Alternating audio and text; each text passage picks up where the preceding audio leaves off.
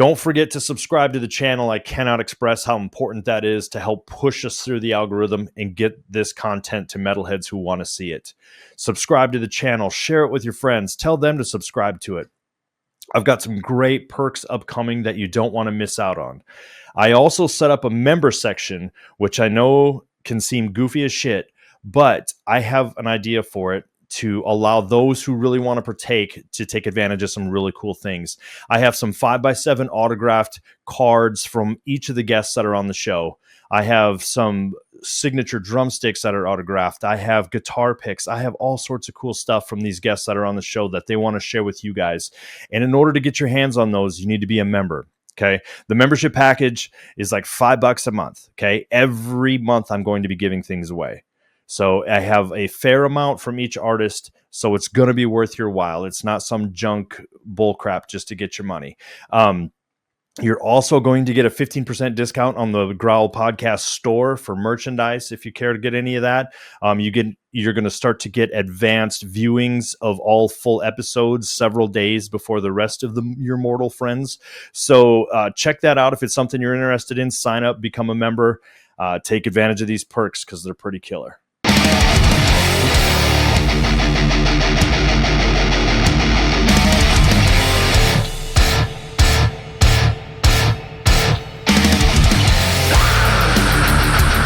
Thanks for tuning in to another episode of the Growl Podcast. This episode, I have one of the OGs of extreme metal. Dude's been in it since the very, very beginning, basically. And we're going to kind of tear in and get a little bit of his history. Mr. Alex Bouks, how are you doing, my friend? Good, man. Thanks for having me. Absolutely. I appreciate you taking the time to be on the show, man. Mm-hmm. Alex, you have spent some time in several very, very influential bands. And now, not new, but you've been spending a few years here with Immolation and stuff. And let's take and jump way, way, way back. So your origins, if I remember correctly, you got to go pre-90, you got to be 89, 88 even, correct? Yeah, even earlier than that, 87. Awesome. Let's start there. Let's just start with like what kind of lured you into playing into music, getting involved in bands and stuff like that. Your first drive to actually pick up an instrument. What was your roots like? Sure. So, my father was a big music fan. He still is to some extent, and so my father was, a rock and roll guy in the 60s, it was like rock music and folk music and stuff like that. And then my grandparents, my father coming from Russia, my grandparents were very much into classical music and opera and things like that. So I had that music playing all the time in my house. And then I had some very cool uncles, in the 70s that were on to hard rock, so as they called it, heavy rock. Mm-hmm. And so I mean, hearing Black Sabbath, Deep Purple, UFO, Queen, I can go on and on and on about all the great heavy rock of the 70s that my uncles turned me on to. And my first concert was actually, I was just a little kid. It was Queen in 1977. All right. And, that was pretty life-changing, and I think, from that moment on, I knew what I wanted to do. I wanted to play guitar, and I wanted to be in a band, and I wanted to play heavy rock music, which obviously heavy rock went a lot more extreme than that as time went on. Right.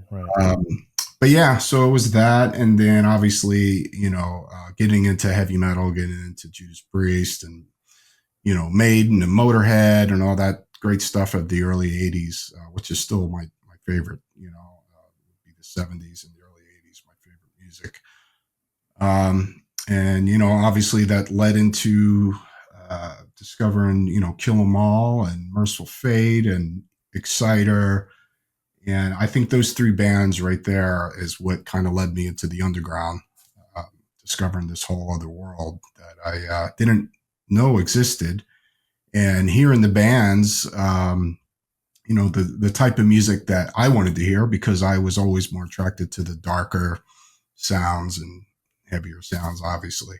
Mm-hmm. And, there's a lot of other music in there besides, the heavy stuff too, but, yeah, I started playing music probably, picked up the guitar probably 1985.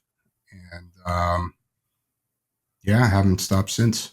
Right. So you mentioned Merciful Fate, and Merciful Fate was a big one, and it's funny when you think back on stuff. I always think back, it's like, oh, this album was really influential and this album was really influential. And then when I talk to people, I'm always like, oh, like Don't Break the Oath for me. I always forget how much that album influenced me in playing. That was one of the first ones, where you could pick up and pick up a riff or two here by ear as you're getting started. And man, that record was so hooking for me. It's so Yes. and great album. Oh yeah, perfection, man. I mean, the early Merciful Fate stuff, the EP and Melissa and Don't Break the Oath are just like a Bible to me. Exactly.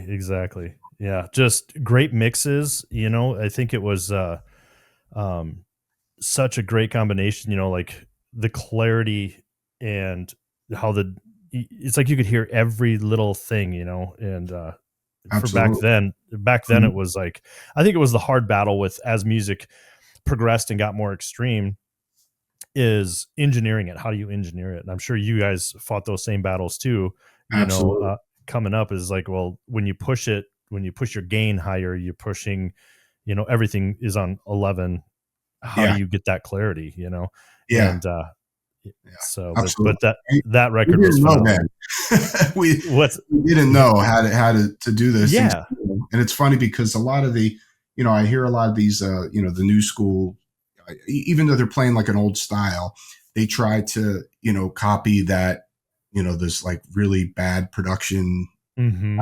lyric demos that we produced back in the, the late 80s and early 90s. And the thing is, we wanted to sound tight. We wanted it to sound better produced, but we just didn't know how to do that. And either did the engineers too. Right. So, especially, referring to death metal, obviously, eventually over time, people started to figure it out how to record this music, but, yeah, yeah. But Merciful Fate, obviously, yeah. I mean, that's a whole other level right there. Yeah. They were I think the thing with the era that we grew up on, when you were talking, your first show being Queen and stuff like that, it's when you go, how that inspired you to just be like, okay, that's what I want to do. That mystique of music back in those days, when you'd go to shows or you'd, hear an album and it was kind of what you didn't know that made it Yeah, so like attractive to, and it seemed like absolutely. every musician was, 10 feet tall when you'd go and see a show. Yeah, yeah, for sure. I mean, I studied the vinyls, whether it was my father's Beatles and Doors records, and I would sit there and study the artwork, and then fast forward, getting I mean, Judas Priest Unleashed in the East was my first Priest record, and Mm. that record just, I studied that record up and down, it, and the imagery of, when the front cover with well, actually the four of them, Les Binks is obviously not on, you don't see him in the front, but the flying V with KK Downing, and the spikes and the leather and just the sound of the whole thing, and I studied all that, and it was intimidating, but I was attracted to that. And obviously, like you said, you had to do a lot of work to get records, especially when referring to the heavy metal and stuff like that. Like, I would go to the record store, and you'd have to order stuff like Merciful Fate, Don't Break the Oath, or something like that, or whether it's Hmm. a Celtic Frost record or whatnot. And yeah, and it was mysterious. I remember first hearing Slayer, and it was just like, man, these guys are killers, they're murderers or something. Right. you Right. know, and same thing with Venom, like it was frightening in a good way. And yeah, and then that was the same thing with, in the underground when I got into tape trading and things like that. 1986 is when I got into the underground tape trading network. And when you had to send away for a demo or you started meeting people that you're trading tapes with and they're taping you demos and live stuff. And, you have to wait for it to come back and you get the fanzine. And If it comes back, yeah, that's true. I've had this because I was big involved. There was a couple guys here that I grew up with, Dave Peterson, Mark McCauley, some old school dudes that were 10 years older than me, 8 years older than me, who were very much into that tape trading and zine swapping era. And I'll bring that up sometimes to younger guys, and I'm like, I used to hear about everything by tape trading because we didn't have the internet. And they're like, yeah. What is that? And it's like, well, I remember looking in the back of zines and there'd be addresses on the back, in the back pages for swappers and stuff, and you just take and dub down how many ever songs you could fit on a cassette and track it out and mail it across and hope you get something in return. That's a bunch of stuff you don't have. Yeah. And how just how archaic that seems. Tell me about your experience on how you kind of, because I can't even really remember how I got involved in it. Or, I remember meeting these guys. Do you remember how you got involved in it? Yeah, so it was a friend of mine, my friend Chris Olson, who I first started playing music with, and he was, he still is a guitar player and still a friend of mine, and so we were already into like Slayer and Voivod and Creator and all that kind of stuff that was out at the time, but he had a guy that he went to high school with that knew this other guy named Scott Hillig, who did a fanzine called Total Thrash in Philadelphia. And his fanzine, I think, was around from like 85 to maybe 89, something like that.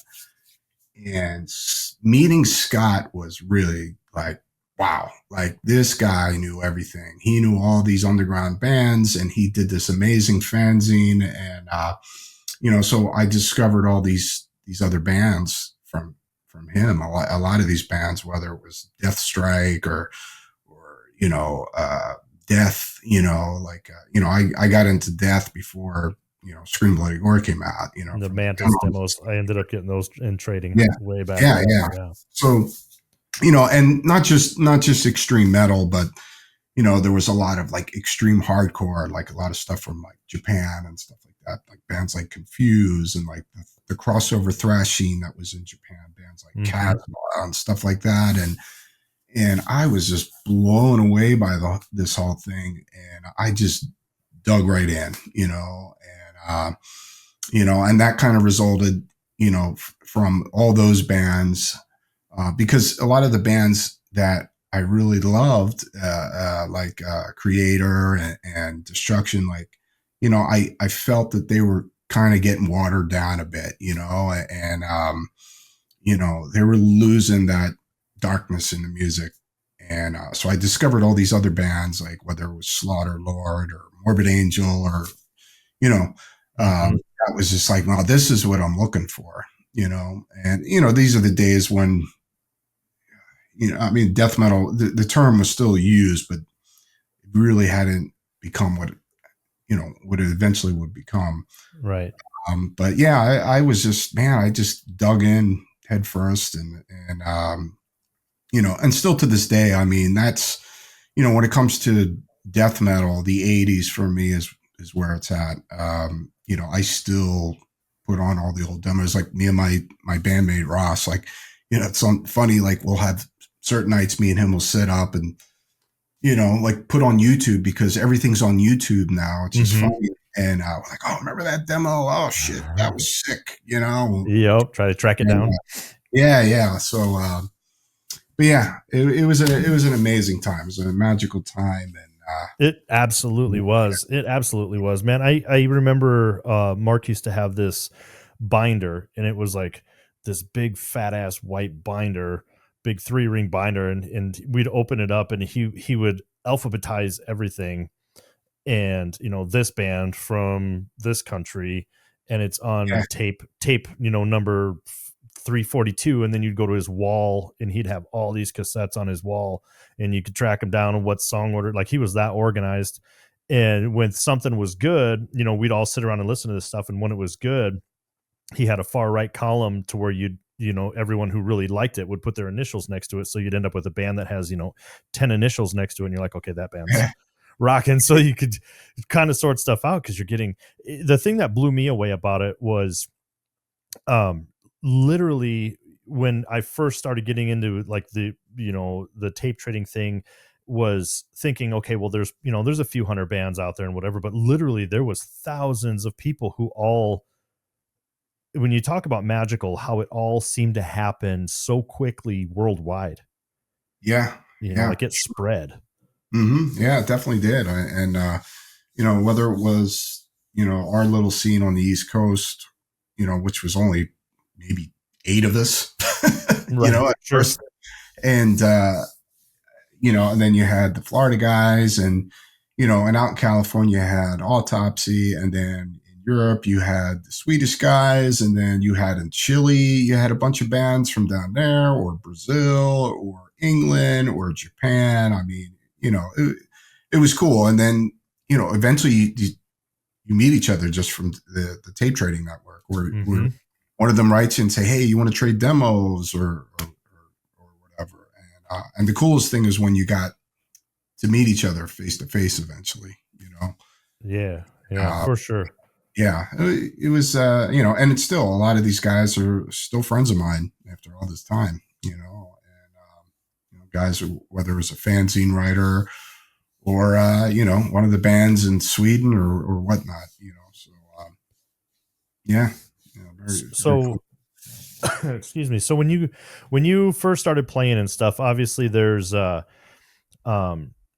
mean, you were pretty much right up there in the very first wave of American death metal. When you started playing shows, who were your influences locally? Like bands like, there's always those bands that came a year or two before you that kind of had the scene under control. What were those bands for you that were inspirational? Yeah, so I'm originally from Philadelphia, and now Philly, aside from my old band Goreaphobia, we were the first to play that type of music there. But in Philly, there was the 2 bands, which was Black Task and Anvil Bitch.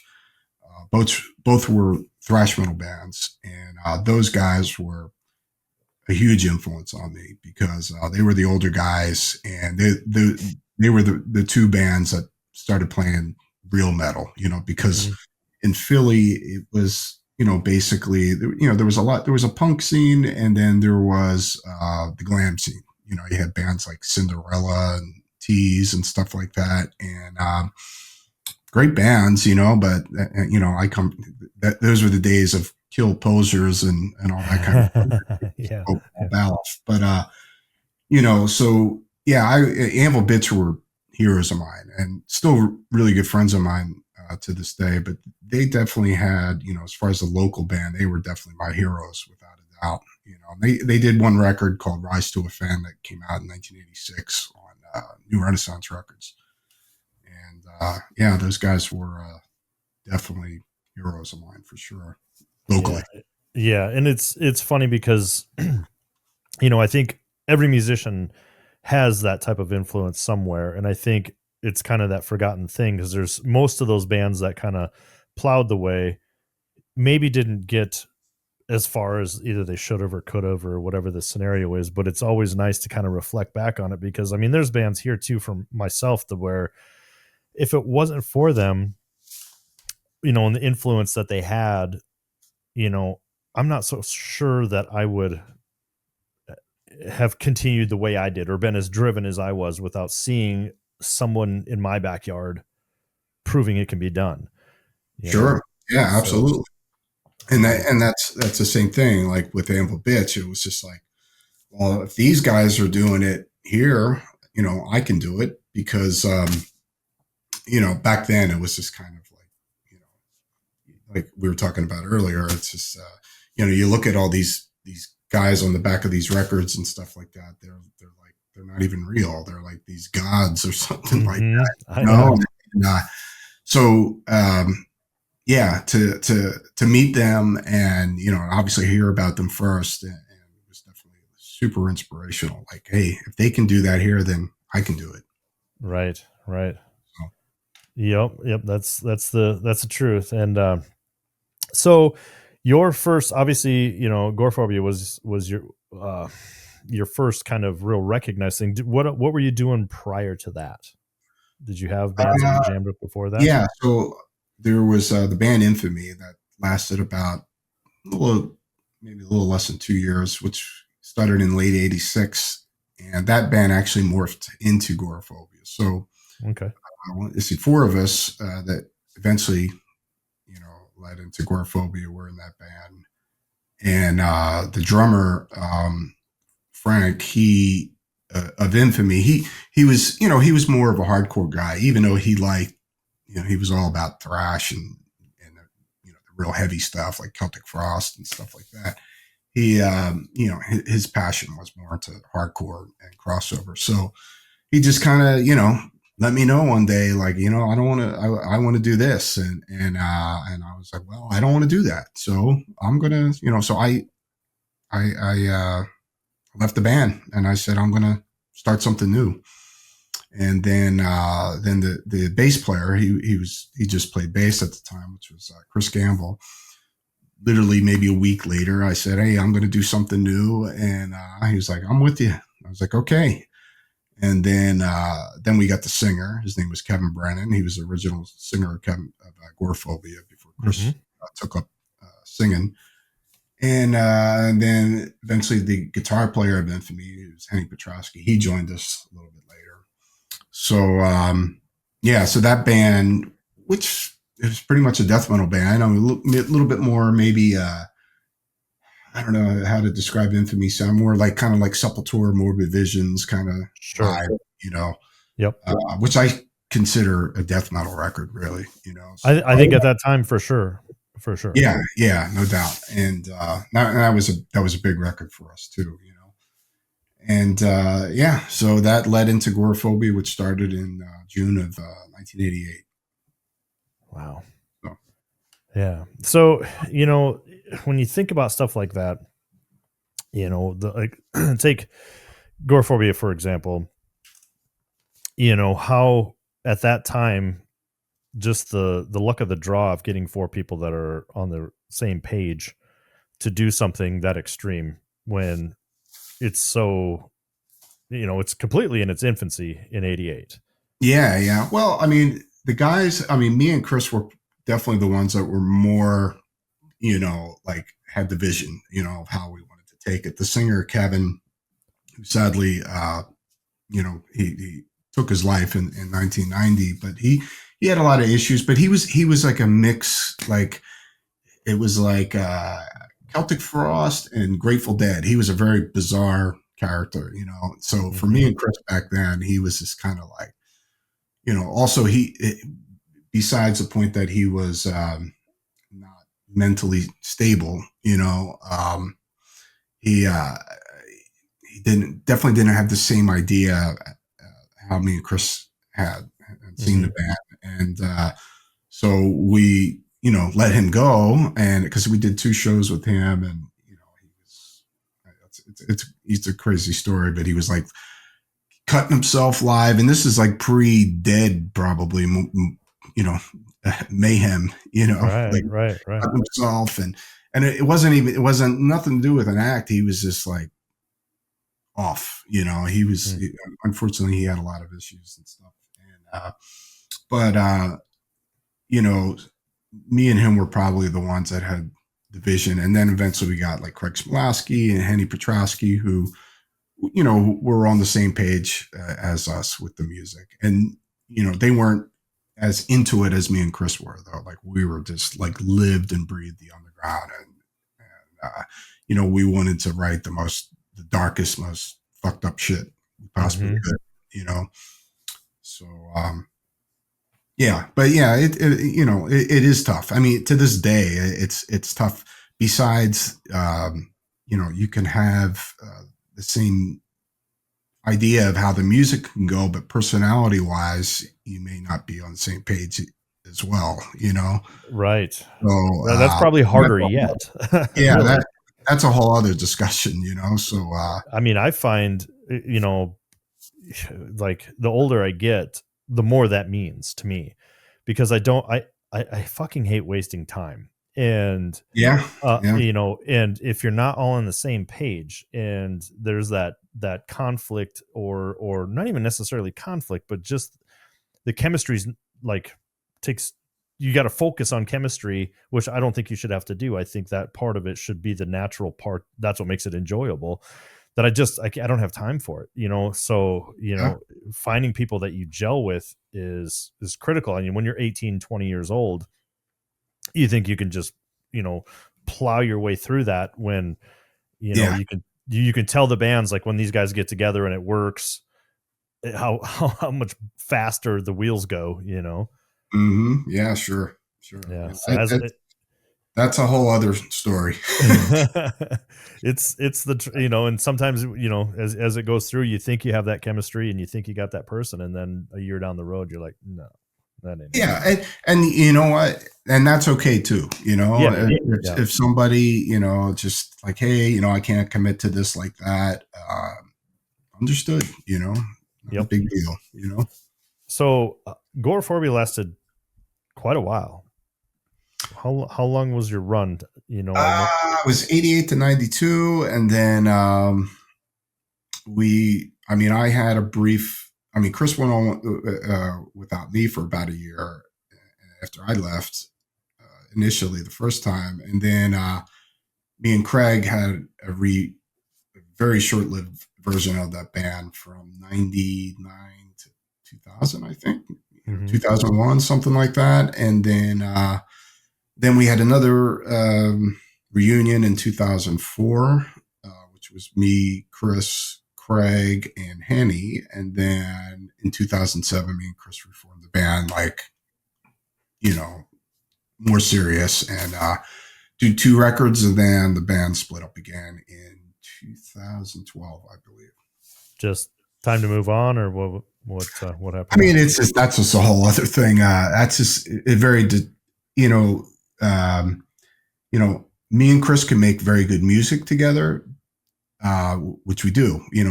Musically we're on the same page, but personally, it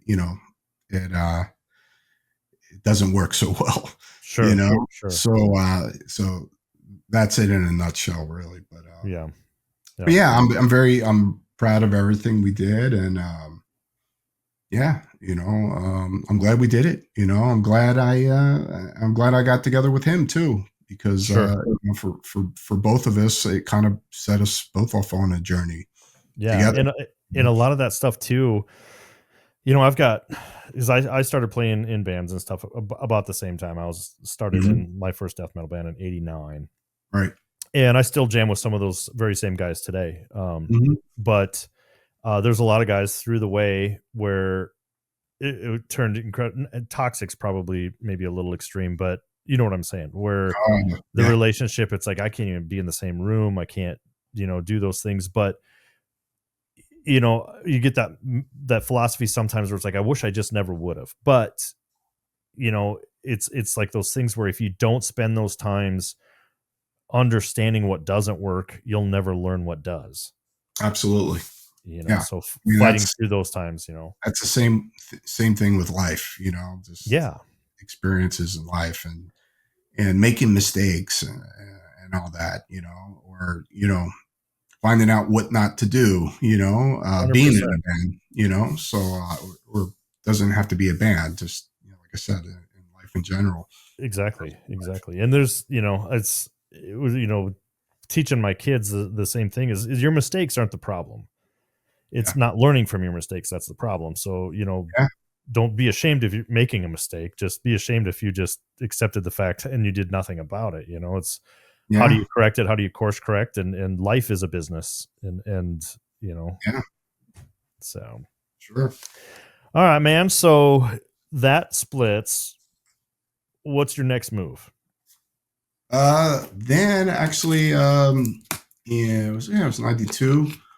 So Relapse Records was still they wanted to, we were signing with Relapse Goreaphobia. So they decided, hey, we want to pick up whatever you're doing next. Mm-hmm.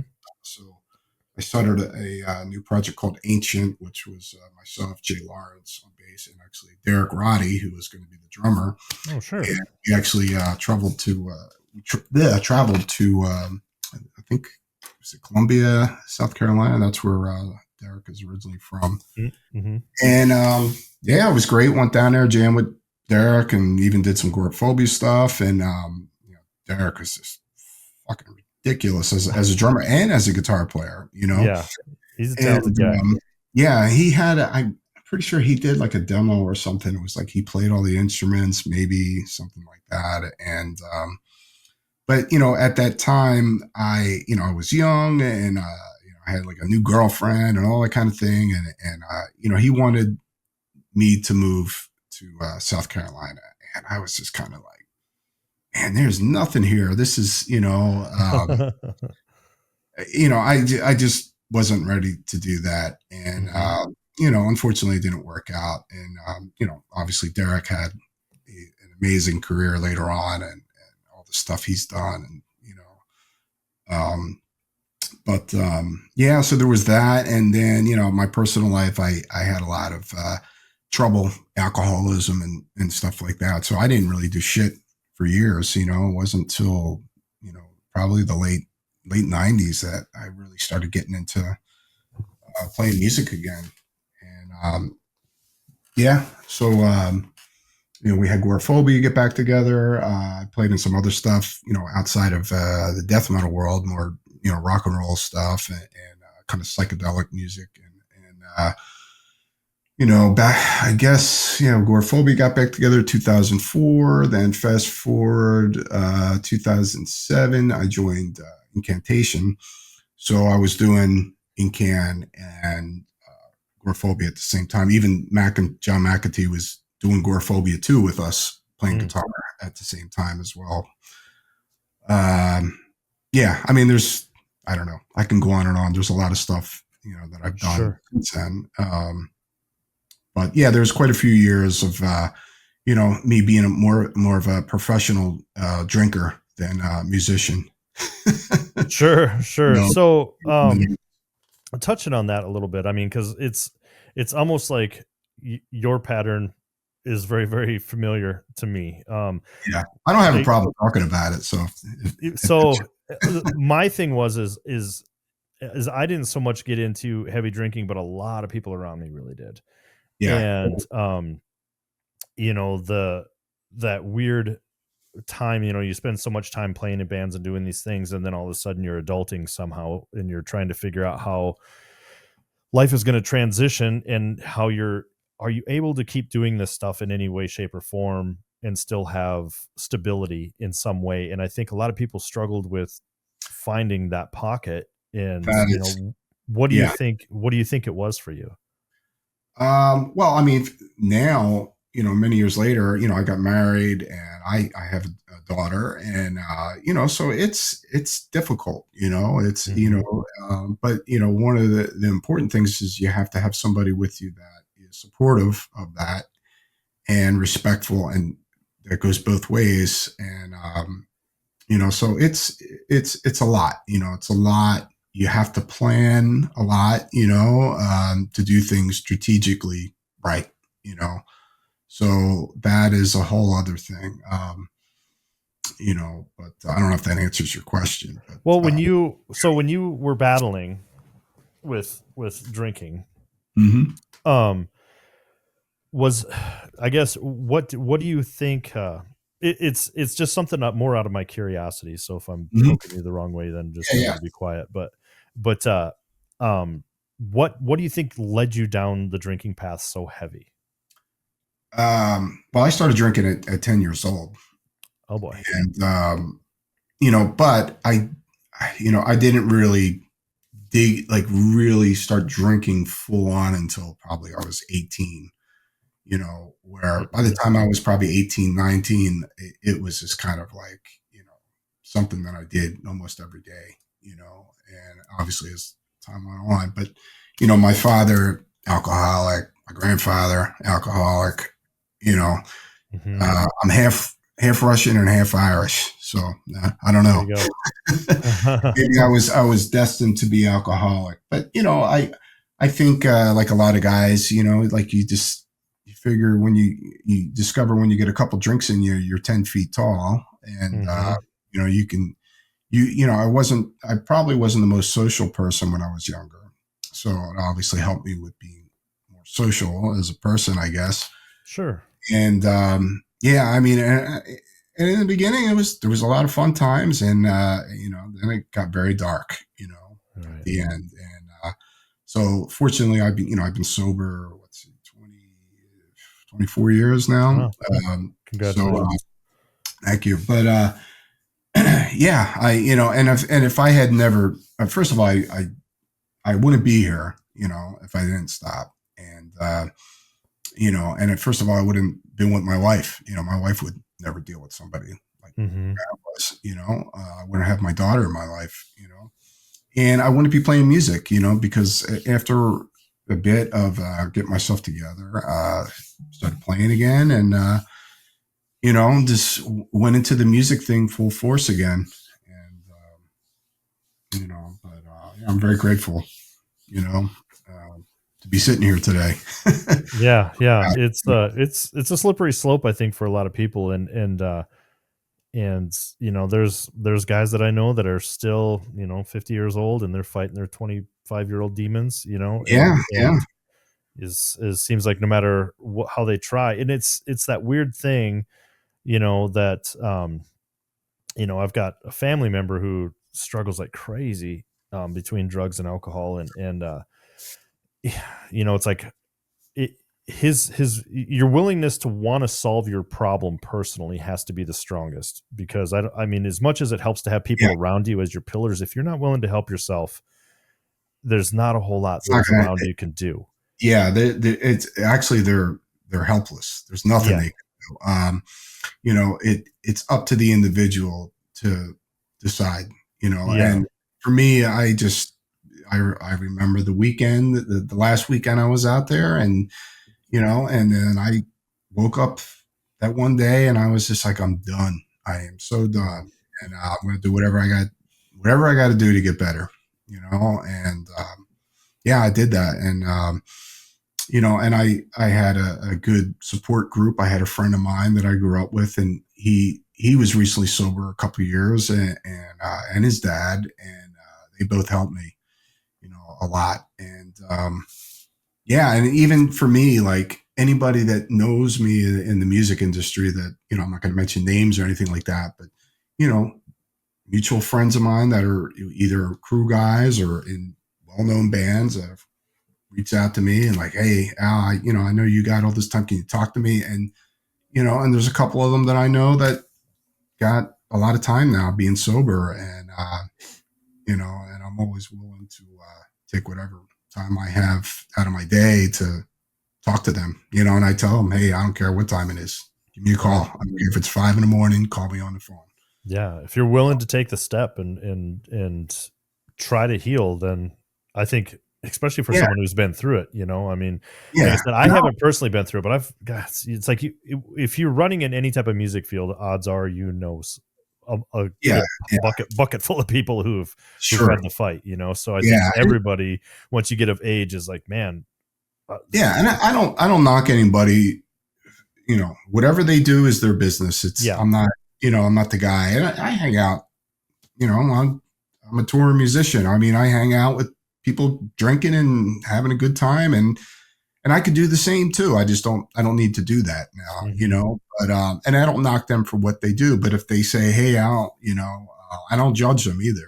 It's like they say, hey, I got something's going, I think I have a problem, and I'll say, okay, let's talk, you want to talk about it. And, but I don't, knock I'm not better than anybody. I'm not trying to tell anybody how to live their life or anything like that. No. And it's that thing too, where it's, and I reference my kids a lot, but when they'll say, well, I met this person, they were a total dick. And it's like, yeah, but you don't know what they're going through that day. Right. Cause Yeah, for some absolutely. of these things, it could be one little thing that triggers someone to fall down the hole in whatever. And sometimes, like you said, I don't care what time it is, just call. And I tell people the same thing all the time. It's, Yeah, if you're willing to reach your hand out, there's probably 100 people in your circle who'll help you.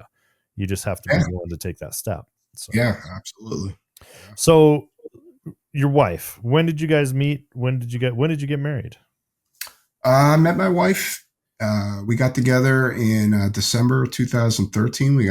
We married in December of 2014, and you know we knew each other a bit, and then when we finally got together, it was just kind of like it's an unusual situation, but it was just kind of like, yeah, this is it. This is the deal. I knew then, and yeah, so we've been married since 2014, and we have a beautiful daughter that was born May 11th, 2022, Oh, and wow. or 2021. I'm sorry, and yeah, I mean, it's just obviously the music thing is what I'm most known for, but I'm just a husband and a father. Yeah. That's who I am. Yep. I hear you That, 100%. that is number one. Yeah. I'm very, very fortunate. I have a beautiful marriage and a beautiful daughter, and Good. wouldn't trade her for anything. Yeah. It's that, when you have your first child, and it should, and if it doesn't, I feel for people who don't, have that awakening when you have a child. It is in Um, a way. Yeah. yeah, 100% that Yeah. all of a sudden life isn't really about you anymore. Yep. That It's is about that is for sure. what your responsibilities are. And Mhm. I remember when my first was born, um, being in the birthing room, and when my daughter was born, the doctor, has got her and he's carrying her around, and I was following the doctor around, and because I was so fucking nervous that Yeah. Yeah. there's just all that's going through your head is like, what can go wrong, what can go wrong, what can go wrong. Yeah. And the doctor turns around and looks at me, and he's like, I got it from here, it's okay. And I didn't realize I was following him around, but it was just like I was so fucking nervous that Yeah, sure. Me too, man. I was wow, what a crazy day that was, yeah. And just seeing my wife in pain and all that, just like, and it's funny because, I never wanted kids, before meeting my wife, and Same. more about a fear, because, Mhm. you're just fearful of this crazy world. And, why would I bring a child into this insanity? And then just, thinking about, how am I going to take care of the kid, and all that kind of stuff, and it's just more of excuses, and too, Yep. Yep. half of it is excuses, the other half is just genuine fear, obviously. But you know yeah, once I got together with my wife, it's like, oh, I can have children with her. Mhm. Yeah, And I'm late to the game, like with kids. mhm. My friends who have kids, they're on their 30s now. Yeah, yep. So but yeah, it's just, man, it's very hard to describe, as but It's almost impossible, if to try to explain to someone who doesn't have children, I always like it when people are like, "Oh, my kids are my dogs," and I'm like, "Nope." yeah, exactly. Not it. Oh, I know. Yeah, How especially being in a band, and being in touring musician, and a lot of my friends, that most of them, if you're going to last in this industry, they don't want kids. mhm. Their whole life is the band. But there's some of us that do have kids, and like even George Fisher, Cannibal Corpse. Like George is, I've known since actually probably 89, 90, something like that, because George is originally from Baltimore, Mhm. and we go way back since then. And he's same thing. It's just like, me and him would have discussions on tour. Like, they don't understand. They think they understand, but they don't. Mhm. They don't know what it's like to be a dad. And he said the same thing. He's just like, I'm a husband and father. I'm not the singer of Cannibal Corpse. I'm a husband and First father. and foremost, That's yo. that's what I am.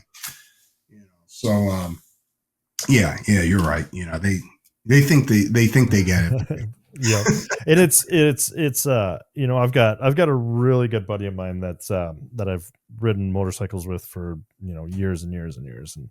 And he's a late bloomer to the game too. And I would always tell him the same thing, like, because I got this whole deal where it's like, no more janky shit. Like, once I had kids, if it was sketchy, I can't put myself in a situation to where I can get hurt, I can die, I can do what. Yeah, I have to be here as a father. I have to make sure absolutely. I'm here. And Mhm. so I would always say the same thing all the time. He'd be like, "Hey, you want to go do this?" I'm like, "Nah, man, no more janky shit. Like, I I got to make sure Yeah, I'm here." And then he had his first, 2 or 3 years ago, and he's like, "I get it. I totally get it." You know, and it's like, mhm. you're constantly just thinking about what's the absolute best for your family and how to Yeah, provide. And when you talk about, you know, even with George, you know, it's, you're a father and a husband first, and the band is what you do to help support these things and to make mhm. you whole. I mean, for your situation, I mean, you've been doing it the vast majority of your life. Yeah, So it helps make you the well-rounded person that you are. And, you know, I try to explain that to my family as well, is like, these things I do musically, I don't have to do. I mean, I've got a career outside of that where, you know, I make sure. decent money and do, you know, whatever else. But the music Mhm, stuff is so much a part of how I vent, how I do things. Some people fish, some people hunt, some people, mhm. you know, work on cars or whatever, and I make music. And if I don't do those things, I can't be me at the same time. You have to do it because, you know, when you're a creative person like yourself and like me, you know, like if you don't do those things, then it's like you're dying Yeah. inside, you know. Yeah. And that was the same thing with during my period of my extreme alcoholism, because I was literally dying, you know. And Hmm. you know, all I was doing was drinking, you know. And I was being destructive instead of creative. Hmm. And, you know, I feel, besides being a husband and father, the other part is the musical, you know, side to me, and being creative. And to me, you know, even to this day, like, you know, touring and all that kind of stuff, yeah, it's great and all, like playing live and all. But for me, the most important thing is being creative. 100%. All that other stuff that is like last in line. You know, 100%. playing live I'm right there and with you. It's like I always excuse me, I always tell everyone, is like, when I was younger, all I wanted to do was play live shows. Man, I fucking hated going to the studio. I didn't want to record anything. I just wanted to go play shows. Like, now I'm the opposite. I yeah, It's not that I hate playing shows. I just don't, I don't know. It's not as rewarding as yeah, yeah. writing and creating and getting that product in your hand and being like, I did Mhm. this. Absolutely. And I agree. Like right now, my life is, I'm probably more inspired being creative than I ever have been. All the other stuff, you know, I do like playing live. Don't enjoy touring like I used to, you know, Hmm. being away from home, airports, you know, all the other BS. Like if you could just beam me up on stage and then beam me back to my house, I'd be fine doing that every night. Shit, I'd be You know? doing that all the time. So, you know, to quote Star Trek, "Beam me up, Scotty." You know, Yeah, yeah. and, It's hard too when you got a little one. You yeah. know, I was traveling quite a bit when, you know, I used to run a guitar company and stuff, but Blackheart back when Oh, okay. when my oldest was little. Hmm. And, you know, I'd leave and you know, between shows and whatever, come back, and it's like, if you miss a week and you come back, that little kid is changed since you left the Absolutely. door, you know, and that stuff just Yeah.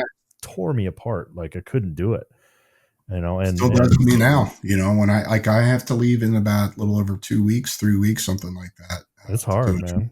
Oh yeah, it's like I suffer from anxiety. Hmm. Just leaving. Like once I get out there, I could be all right for a bit. Um, like doing 6 week tours and stuff like that. That's really rough. You Yeah, know, and like you I've said, done like you that. come home, your child looks different. You know, Yeah, like there's new things about, you know, your kid. You know, that you weren't there for. You know, so yeah, that's the most difficult thing. I mean, first, you know, before my daughter was born, obviously missing my wife and stuff like that. You know, I'm not in Metallica or something like that where you can bring your whole family out on right. tour. You know, And I'm not but sold that that's good either. yeah. Well, that's another thing too. I saw, there's the Lemmy documentary. And Lemmy's like, you don't bring your wife to work, like you Right. can't work and you got to focus on your wife. And that is absolutely true. Yep.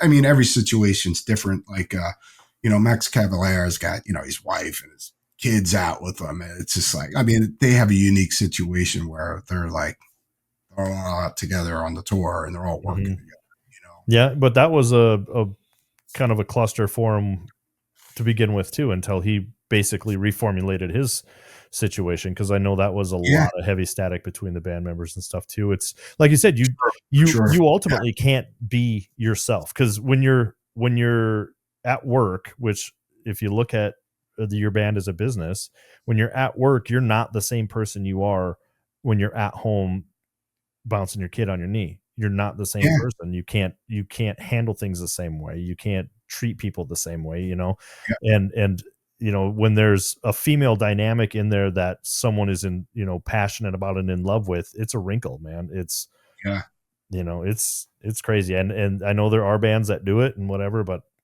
it's kind of rare, I think, It usually doesn't turn out too well. No, it's doing that. And it's, trying to explain to my wife and stuff, it's like, it's not that it's like a boys' party, but I mean, sometimes it is, but at the same time, there's just a dynamic that happens when there's that much testosterone functioning to keep the wheels going, that there's a lot of jockeying for position and who's got control and who's doing this. And then, you throw some estrogen in the mix and it gets weird. Yeah, for sure. Yeah. So, let's see here.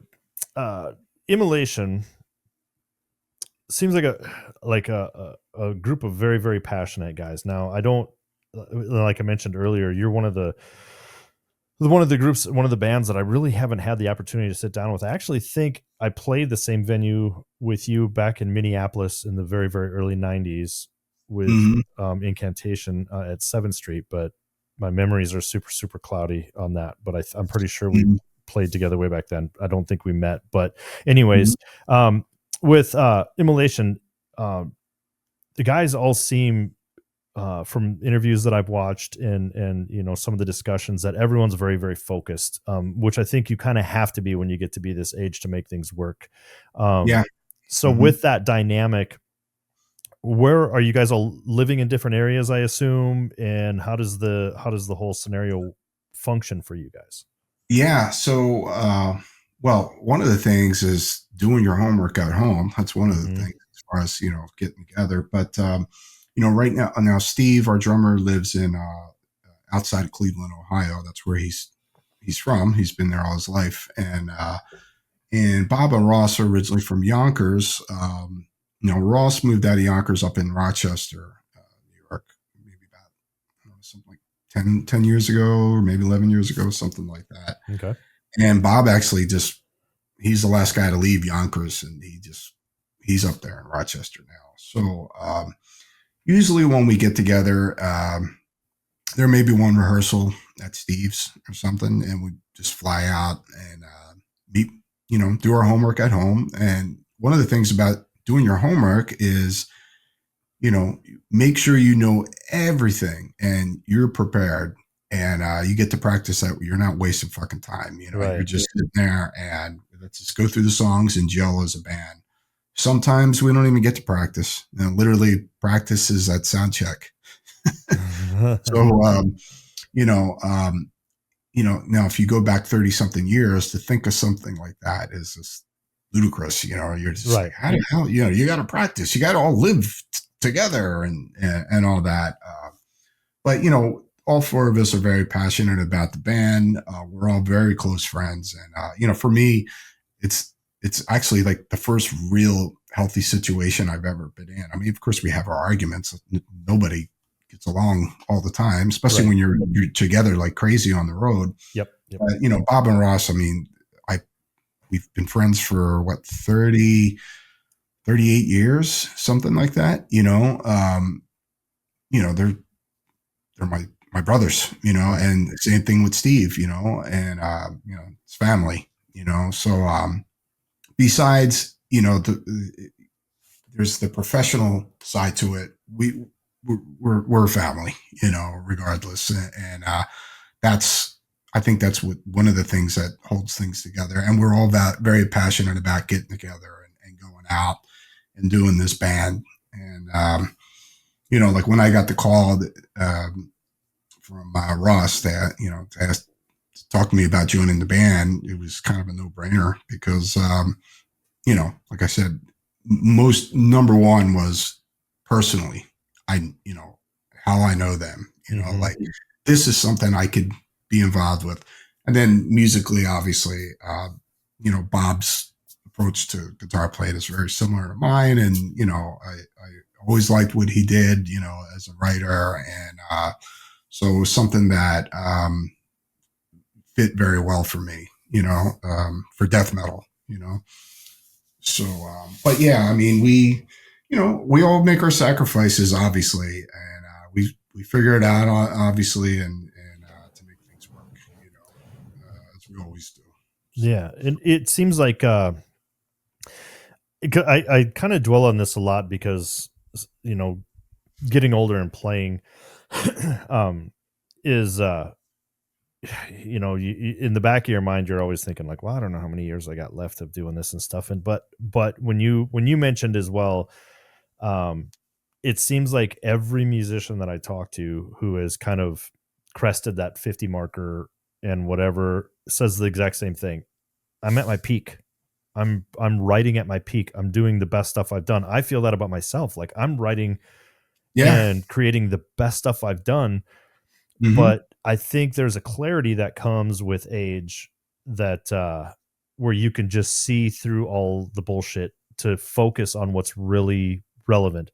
And and that probably has a lot to do with, the family vibe that you talk about with the band, and that everyone's kind of gone through all the shit and thought those things like, oh, we got to live together, we got to do these things. And then you realize like, no, I don't. As you get older, you can write off all that nonsense and focus on what really counts.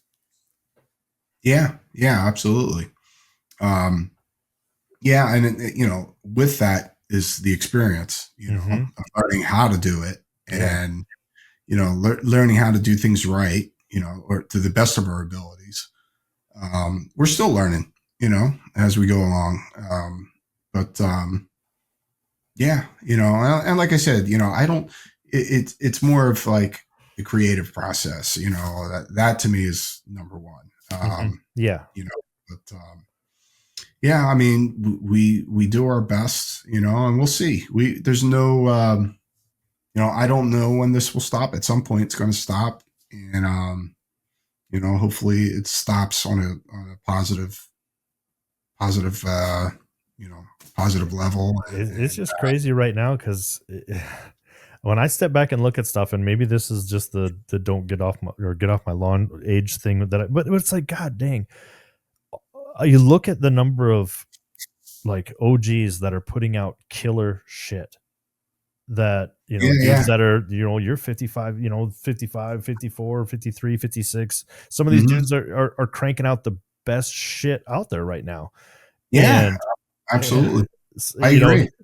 I don't think any of us thought like, we'll still be playing in death metal bands when we're 55, No, nobody thought that. I mean, if you think back in the early days, like, okay, you don't think ahead whatsoever. You just think, okay, I'm gonna go out and play a show, and then most of us don't even think we'll be alive at 30 when we're I'm gonna do a demo, and then oh shit, but we're gonna do an album, and you're gonna do a tour, and but you don't think in the terms of like 30. I would think that's crazy. I would think it's nuts, in my 50s to still doing this music, and I I agree with you. I think like even like for us, I think we're at the top of our game now. I would agree. As a band, and writing some of the best music the band's ever made, and Yeah, I mean, we got to show the young kids up, Which you know. I'm biased, but I do think, again, I think a lot of the old guys are still plowing the path. I think they're holding the torch and keeping the I mean, standard really high. I saw, Exodus a few weeks back, and Gary Holt's fucking out there running around like a fucking maniac, Yep, I seen him last And fall. I thought the same thing. yeah, Like, God. man, my hat, and just his enthusiasm too, Yep, yep, you know, uh, for it still, because and people talk a lot of shit on Metallica, but those guys don't need to be doing it, yep. right now. I mean, they do things at their own pace now. They don't do the hard touring that they used to do, but man, I watch some videos of them. They sound great, and and I think they're enjoying it. I think that's the thing. They enjoy what they do, Yep. I think your mental, you start figuring out like this is a privilege. Yeah, Not a right. It's a absolutely. privilege. Yeah, and when you're younger, there's this competitive, being competitive and all this kind of crazy shit. And now it's just, it's just about really having fun. Yeah, yeah. Enjoying it and enjoying your time with each other. Because like my bandmates, I don't see too much. I live in Virginia. We all live in different parts, and when we do get together, it's a great thing. Yeah. So how long you been in Virginia? I've been here for let's see, almost a little over 3 years now. I lived in DC for about 7 years. My wife works for the government. I can say what she does, but she, you know, her work is in DC area. So, and by the time during the time of COVID, it was pretty wild with the riots and all that craziness. And we were just like, all right, we're out of here. Yep. And now I'm in, Southern Virginia, and this is my speed, my kind of people, and I love it here. We love it here, So, and you obviously you want to, having our daughter, you want her in a decent environment to grow up in, and all that. So, yeah, I absolutely love it here. Good. Yeah. Which is why I end up, I'm in nowhere land, South Dakota. Right. And my wife and I bounced around, a little bit and traveled a shitload.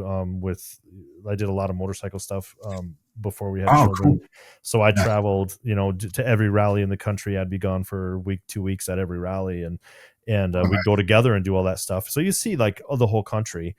And then when it came back down to, okay, we're talking about raising a family, and all of a sudden it's like, okay, I need to know where it's safe. I know where the schools are good. All this shit that like you don't normally think about, it's not the wild crazy who's got the best nightlife, So yeah, we end up back in South Dakota, and it's for me too, it's thinking like where I can raise my kids with good morals, with good standards, and in a peaceful, calm environment. The things that I feel I've been able to really accomplish the most from is when I'm not in that rat race and I can just chill the fuck out and think, Yeah. And like I said, even the people too, it's just, when I moved in my neighborhood, and neighbors are knocking on my door, asking, giving me their phone numbers and baking us cookies and all. I'm like, coming from, North Philly, you just like, first, what the fuck do you want from me?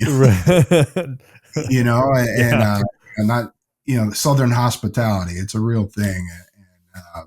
And realizing that these people have good intentions towards you.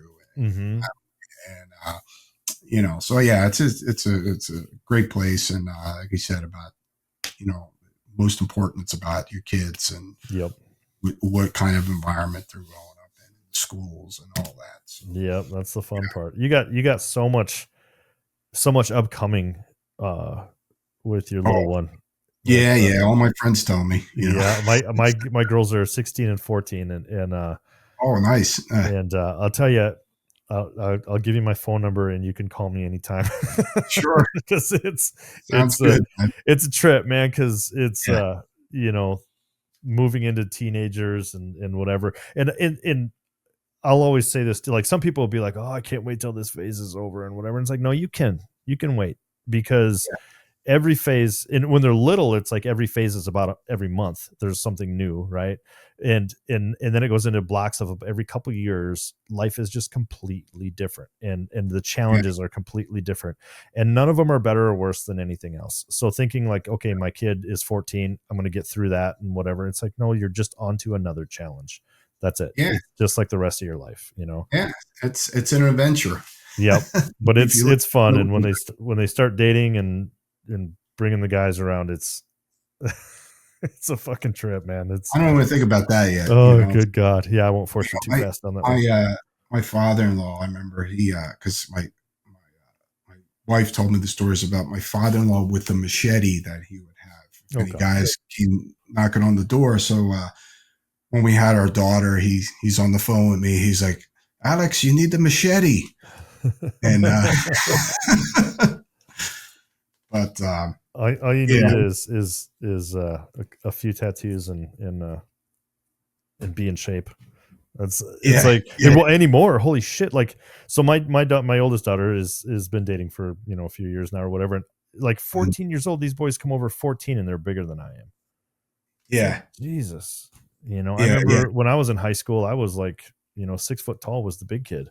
Now these kids are all like 6'4", 6'5". It's like, Jesus. Yeah, I'm the short one in my family. Everybody's over 6 feet. All my uncles, both sides of my family. Everybody's tall. My brother, and I'm 5'11". Yeah. So I think my daughter's got the tall genes. She's already. We were told early on that she's going to be a tall kid. So might be taller than me. Who knows? Yeah, it's my oldest is close, man. She's 5. She's got to be 5'9", 5'10". So and it happens quick, man. So enjoy every second you can. It's children are a blessing, and it's they definitely make you a better human being. Oh, absolutely. So yeah, absolutely. It definitely completes you for sure. First being married and then having a child and children in your case. I mean, it definitely. I think purpose. Completes you. Yeah. Awesome. So jumping back, I'm going to jump back again here real quick to the band. Being all in different places, I have 2 projects that I work in that same, where I think one band I'm in, that's 4 different people in 4 different cities. So it's real similar to what you got going. So the writing process, I know how we do it. How do you guys do it? Well, it depends on what band. I mean, for my other projects, I have 3 other projects where I'm 2 of them, I'm predominantly the main songwriter. Just like Goreaphobia, I was the main music writer. Immolation is Bob, obviously. I contribute riffs, so we'll see in this record. I'm actually working on maybe having a full song. We'll see how that goes. But usually I just kind of would send Bob ideas and just, if it fits in what he's got going on. I also like to kind of hear what he's kind of going for, a couple songs, how the record's going to, what the vision he has, or, not to say there is even a vision. Usually it's just kind of, you never know, right. I'm sure as it's like, you may set out like, I want the next record to be this. And it turns out the complete opposite of that. It's just a feel process. Yeah. Yeah. But, usually, Bob will sit at home for Immolation and, he'll, just work with the drum machine and, he'll have like different riffs ideas on a template, and he'll just start going through stuff. And then you get a couple riffs together, you got a song idea, and then he'll put, the drum machine to it. And then what we do is, actually, it wasn't until the last record that we actually got together and practiced instead of meeting at the studio. And we rehearsed up at Steve's place and, learned all the songs at home, and then meet up, rehearse as a band, and then go in the studio. Right now we got a couple songs for the new album that's in the works. We got to get it done. So, I think we got 4. I think we got 5 now, something like that. So yeah, but I mean, for Immolation, it's like, Bob putting everything together on a drum machine and then sending it out to everybody. And, sure. For the last record, like we just kind of, me and him trading off on guitar solos. We did everything at my house, me and him, and just did the solos here. And, so I have another band called Ruinous. So kind of the same scenario. So me and my partner in the band, Matt Medeiros, we will sit there with Pro Tools and just go riff by riff sometimes, and throw the drums in there. And me and him work really good together, so it's usually pretty quick. And I have a new project called Shadows, which basically is me doing all the music for where the guitarist Henny Petrosky, who's the original rhythm guitar player in Goreaphobia, he's playing with me in that. And, he contributes some ideas and stuff like that. Goreaphobia was just me writing all the music and the singer Chris writing all the lyrics. And, obviously every band has a different dynamic, how things are done. Right. When I was in Incantation, in the beginning, it was just basically me and John sitting in a room with Chuck, and we would just start bouncing ideas off each other. That was more of like a very, very, probably the first major like collaborative experience I ever had, because I was used to being the guy that writes everything, So by the time I got into playing with Incantation, which was really cool because it was a new experience for me, just working off each other, and ideas. And every band is different. It's a different form, exactly. I know everyone's got their preferences on stuff, and like my primary band that I play in, it's very collaborative, and I think that's why I like it so much. Is that kind of yin and yang that you can get from vision, and there's another band I work in that pretty much one guy writes everything, and then I'd sing in that band, so it's a little bit more difficult to me to connect when I'm writing vocally that way, because I feel like I'm starting from below scratch at that point. I have no feel for everything, so I got to get it. So I love that collaboration process. It's just it makes me feel younger. Well, I tell you, the writing by yourself, I mean, to me, it's more exciting when you're working off each other as a band. To me, because you can, or you may even have most of a song written, but it's what those other guys kind of bring to the table that makes it more exciting and makes it into, and especially when you think you got a good idea, and then the other guy goes, "How about if you did it this way?" And then you're like, "Wow, why don't I think of that? No, that's way better idea than what I had." And so to me, that's the most exciting thing when you're working off each other. Or even I have a project called Shadows, and my new singer is Paul Delaney of the band Black Anvil, and Paul's been sending me demos of like the vocal stuff he's been doing, and like originally had different vocal lines originally written, and he's just bringing a whole new spin on things. It's just blowing my mind. Like as soon as he sends me something, I'm like, wow, that's fucking great. Wow, where did you think of that? Or, how different brains work. So band I'm in, Angerat, we just did this album, and that's kind of being released in segments as we speak, and we did 7 tracks with 7 different drummers. And oh wow, so it's I kind of dubbed it's like a perception and an interpretation, right? So it's the same band, it's 7 different songs, so everybody gets a different song. And we worked with Derek Roddy on a song, we worked with DeRay from Demu on a song, and Zach Simmons, Pierce Williams, like Lord Marco's on one. Like we got an array of drummers. And it was the same thing. Like every time you get something back, it's like, shit, I didn't, the full song's written and it's an empty slate for a drummer. But when you're a guitar player and you're writing, you have a vision of what in your head, what things are going to be. And I didn't tell any of these guys what to do. Just do what you feel is right for the song, and see what happens. And it's such a fucking cool process, man. Just for that reason, that when you get that back, then how they changed the entire vibe of the song, and most times it's for the better. I agree. And I think it's just having the right people there too that understand. And they're all talented, so it's not like you're like and how to serve the song. It's not about you or your ego or what you can get in there. It's how to serve the song. Right. And I think do you guys know who you're using for like mix and stuff on the upcoming album? Or So we usually use Zach Orm, who's done the mixing since Majesty and Decay. mm-hmm.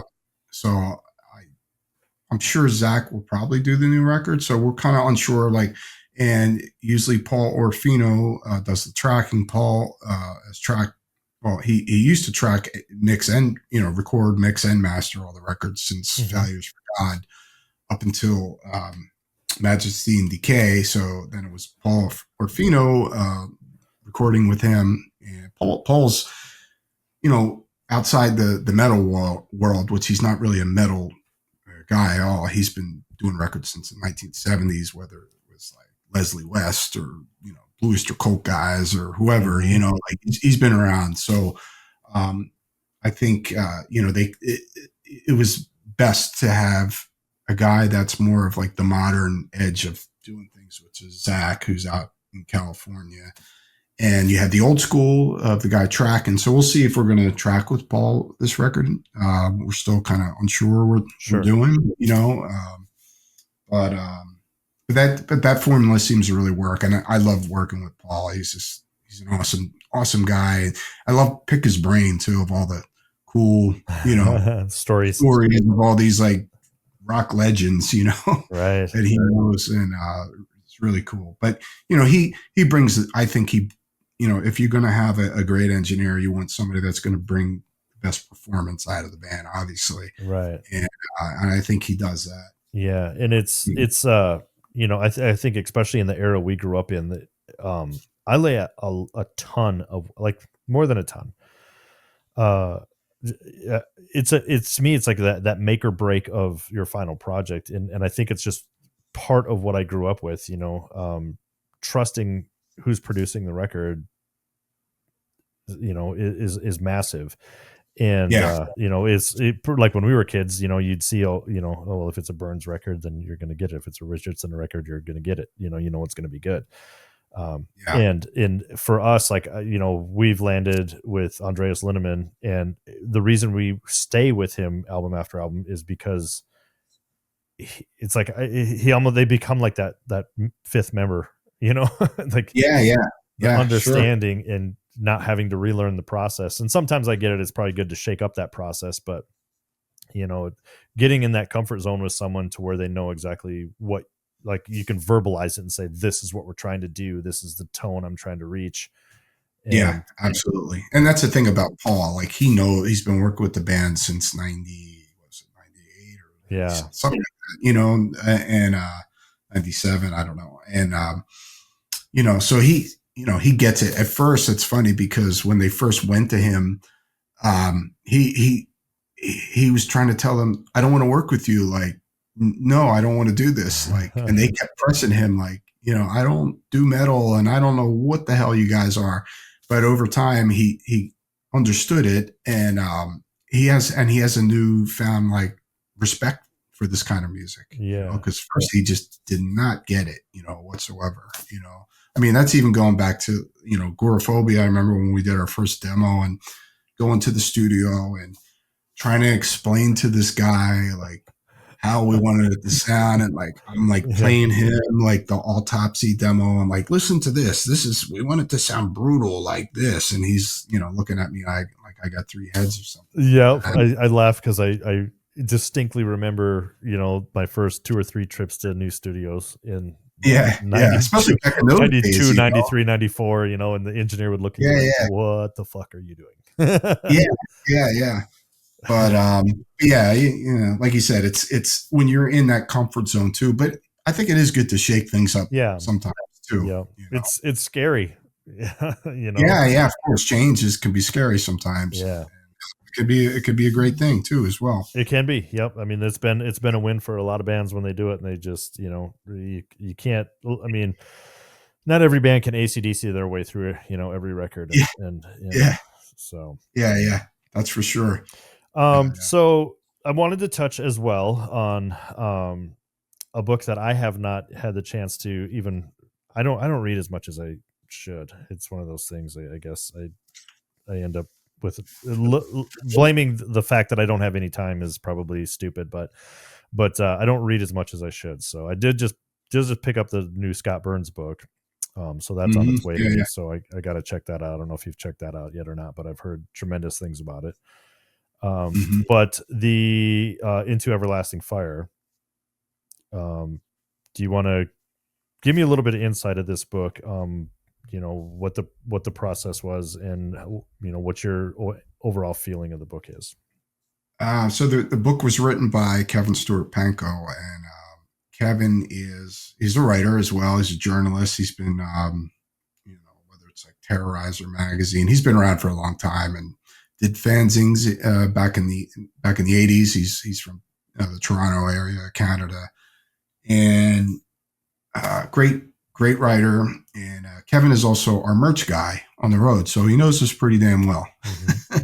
So I don't know. I think it might have been an idea between him and Albert from Decibel Magazine. And you mentioned Scott Burns' book. I believe Albert did that as well through Decibel Publishing. And so I guess first we got, I think it might have been Albert that reached out to us and said he wanted to do this book, on the history of the band. And so obviously, it's an honor to have somebody write a book about your story, Sure. And, so a lot of the, Kevin just basically just started interviewing each of us separately. And, and there's a lot of other cool people in there that we didn't even know were interviewed, a lot of industry people, a lot of people in bands, whether it's Mick from Slipknot or David Vincent to Monty Connor to whoever,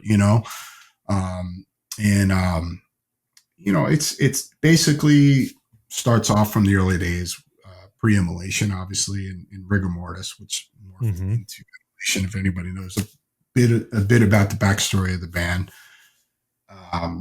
and kind of talks about our early scene, obviously, of all of us, whether it was Goreaphobia, Immolation, Incantation, Mortician, were pretty much, it was the four of us, those four bands that kind of like in our scene at least. And goes into the band, all the different albums and different cycles of the band, and ex-members like Bill Taylor, who I replaced in the band. Bill did a great job too. He's got some really cool stories in there. And I don't know, it's just it's a good read. I think Kevin did a great job. And I mean, if you I think it's, I don't know, maybe around 500 pages, 400 and something like that. So it's a decent amount of pages in there, and it's obviously hard to compact 36 years of the band's history, and more than that with Rigor Mortis. It's 38. So it's a lot to cover there, but I think it's a great read. And I mean, I don't even know if you have to be a fan of the band just to kind of read the story of the band and the trials and the dedication of the band. Most importantly, Bob and Ross is, all the rough times that they stuck it out, right. and because death metal in the late 90s and even early 2000s it was a rough time. And there's not too many bands. There's a lot of bands that went away and came back when things got better too, and then, bands like Immo who stuck it out, Incantation never quit. It's like, there's certain bands that really stuck it out through thick and thin. And it gets into all that as well. Yeah. It's impressive when a band, can be around for that long. I mean, anything to last that long. Nothing in this world lasts that long, it seems like, So the effort and the determination and the commitment that it takes to do, something that involves multiple hands in the cookie jars, I don't think a lot of people get it, the sacrifice that goes into it. So reading a book like this is, I think, kind of, it's definitely on my list to read, because of that reason alone, just to understand what the guys have had to go through, what you guys have been through, Yeah. grinding it out for 35 plus years is absolutely nothing short of It's impressive, man. yeah, it's just crazy to think about it, Yeah.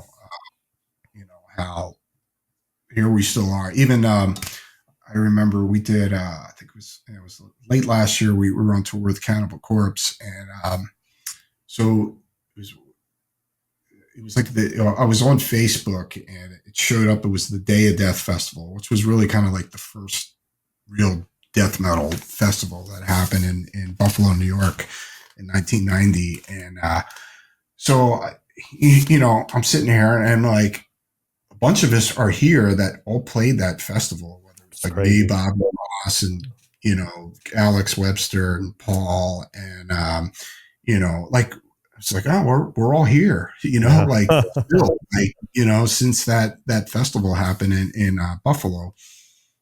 So it's kind of crazy to think about it, that all these years later, we're all still doing it. Right. So, what outside of music, what do you do? What's your passion outside of music? Well, number one is I'm a full-time dad. So, I'm home with my daughter, while my wife's at work, so I'm taking care of her. That was kind of like, we discussed it and it was just like, best for you to be there, because not too many people I trust, taking care of my kid. And I think it kind of worked out as well, where I go out on tour and then we have our babysitter set aside, and then, I'm taking care of her. Mm-hmm. I'm at home. But I don't know, my passions, like I do a podcast as well. I am a complete guitar nerd, and so I do a podcast called The Guitar Gear Locker with my good friend Roger Sutherland, who's also he works on my guitars and stuff, and so we do that. And then I've been fishing all my life, and that for me is like it's like a spiritual thing for me, at least, like to just get away. And I've been doing that. My family, everybody's a fisherman. My dad, he's a fly fisherman too, and he ties flies, and he's won awards and all that kind of stuff for doing all that kind of stuff. And so yeah, fishing, things like that. I mean, that's pretty much outside of the music world. If anything that I'm super passionate about, that I enjoy, Yeah, you got to have your thing to decompress. Yeah, and just getting out there in nature and just getting away from everything, and it's just it's that that zen, but those are some of the things that I enjoy. I mean, obviously, music has just kind of like absorbed my whole life. Mm-hmm. There was things that when I was younger, where there were sports and stuff like that, but the sports just never really stuck with me. Mm-hmm. And once music really kind of just took over, it was just like, I wasn't so into that anymore. And, but if anything that I still do enjoy is fishing. That's pretty much, something I'm passionate about doing. And just going out. I mean, predominantly I do saltwater, but not saltwater, freshwater fishing, but I do enjoy saltwater fishing as well, going out for blues and, flounder and stuff like that. So when you moved, you probably had to reboot on all that stuff with the new area. And yeah. Luckily, Roger's a fisherman, so we haven't even gone out yet together, but we got to do it because now it's summer. So yeah, yep. We got to head out. He's a bass fisherman. I'm a trout fisherman, so this should be interesting. So, but I'm looking forward to that. And I live in a nice area. There's a lot of places around here to fish, and some beautiful places here. And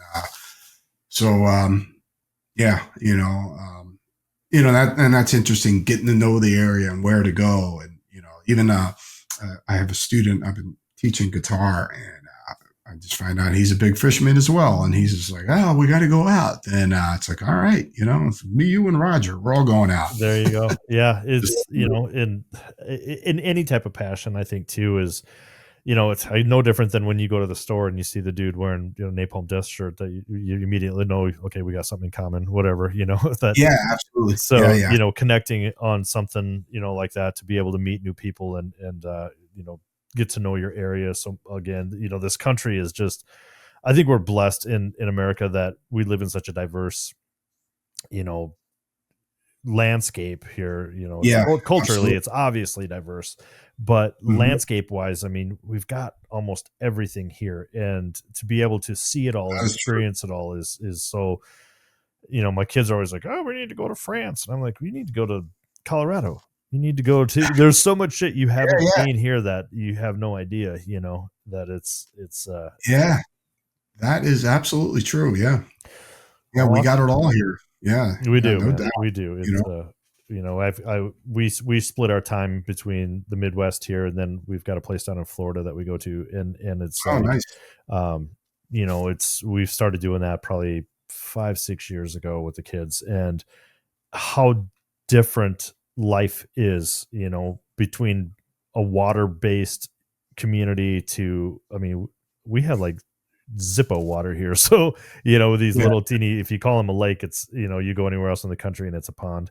But, to go to an area in the country where everything evolves around the function of water, and, the whole life is different. And, eventually I think we're all going to end up down there, but it's just such a, you take that and then you base that against the mountains, or you base it against the plains, or, that there's so much to see and do that's just different. Yeah, for sure. Yeah.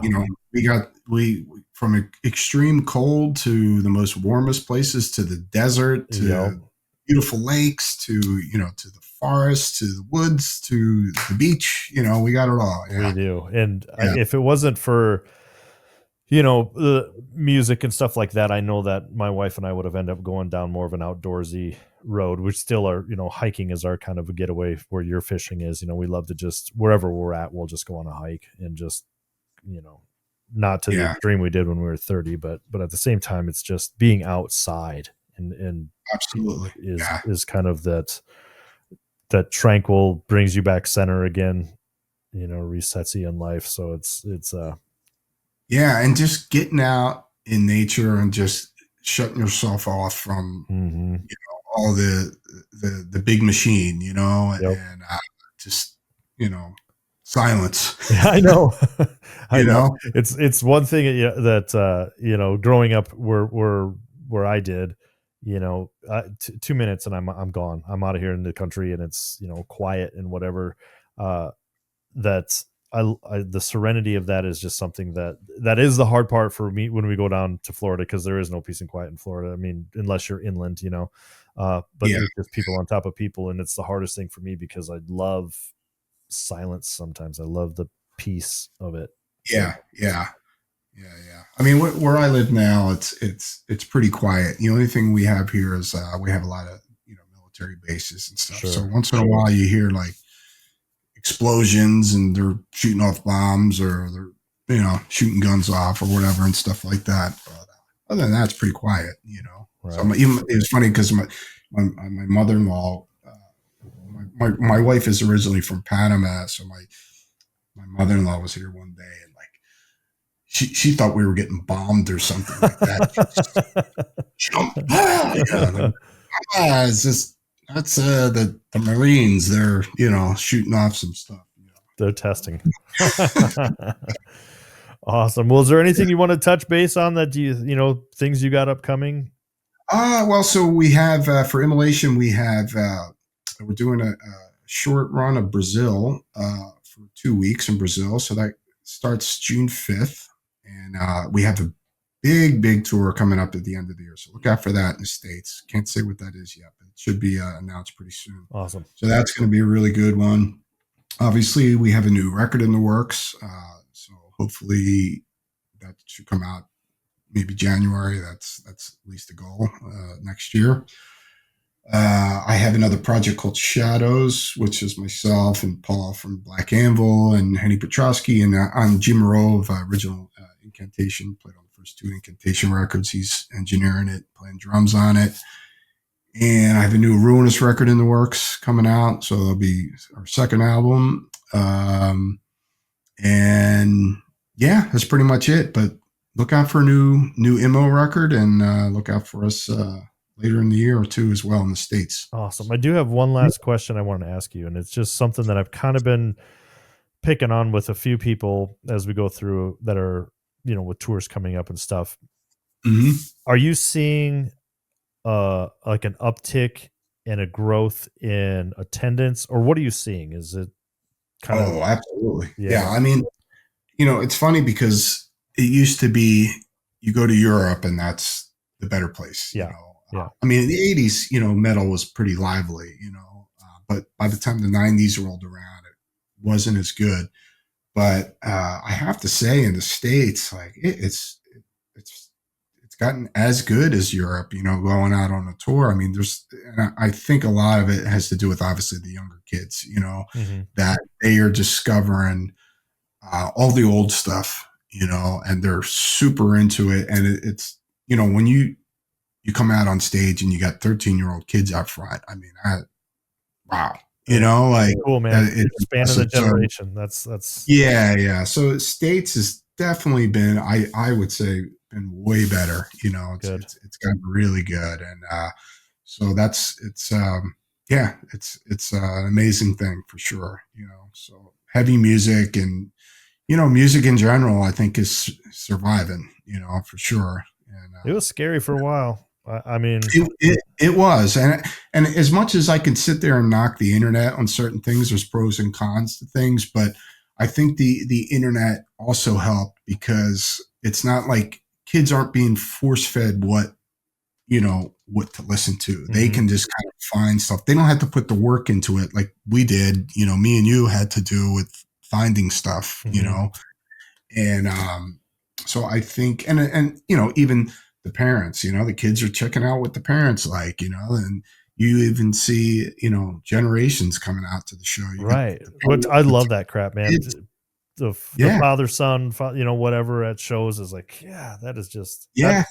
I remember this is some years back, and it was one of the shows we did in Poland. And, there's like up front was like the dad, the wife, and 4 kids, and they all got Immolation shirts. And we went and talked to them after the show, took photos with them and all that. They're just the nicest people, but it was just like so cool to see like the whole family there. They all got their Immo shirts on, and they're all super into it. They're all up front row, just going for it. And yeah, what a great thing. Yeah. Because you could sit there and talk about, obviously our music is on the dark side of things, but it's a very positive, uplifting force music. It brings people 100%, together. 100%. And it's weird. It was weird.